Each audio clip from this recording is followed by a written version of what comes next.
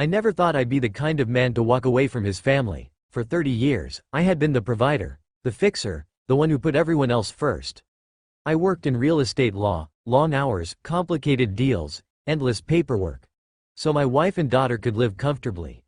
I thought my sacrifices were obvious. But for an entire month, they acted like I didn't exist. It started small. My wife, Ellen, stopped greeting me at the door when I came home from work. My daughter, Rachel, barely looked up from her phone when I asked about her day. Meals were eaten without me. Conversations carried on without a single glance in my direction. At first, I thought it was stress, or maybe something I had done wrong. I asked gently, "Is something bothering you?" But both brushed me off with cold, clipped answers. The silence grew heavier every day. A man can only knock on a closed door for so long before he realizes it won't open. One night, after coming home to an empty house again, I sat at the kitchen table staring at the mortgage documents I had been reviewing. A thought crossed my mind, sharp and bitter. This house, this life, all of it exists because I fought for every deal, every client, every late-night negotiation. And yet here I am, invisible in my own home.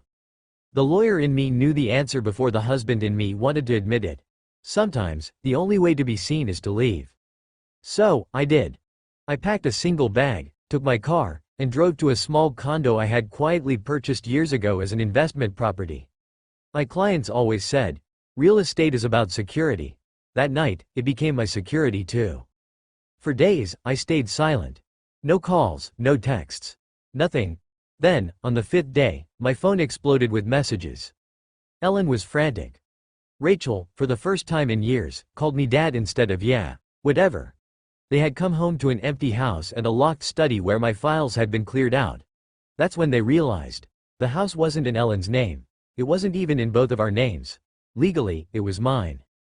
When Ellen begged me to come back, her voice broke in a way I hadn't heard since our early years of marriage. Rachel sent a voice note through tears, admitting she had been so caught up in her world she hadn't noticed how much I gave up for her. But here's the twist. They didn't find me first. Instead, I showed up at Rachel's college one morning. She walked out of her dorm and froze when she saw me leaning against the car. For the first time in weeks, she hugged me, not out of obligation, but out of fear of losing me. Ellen came next. She arrived at the condo with a bag of groceries, her hands trembling.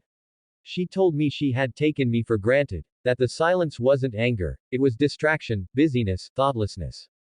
"I never imagined you'd leave," she whispered. "I thought you'd always stay, no matter how we acted." That was the moment I realized. Sometimes people need to see what life looks like without you before they remember your worth. And in that quiet condo, with groceries on the counter and tears in their eyes, I knew the tables had turned. They were the ones knocking on a closed door now, and this time, I had the key.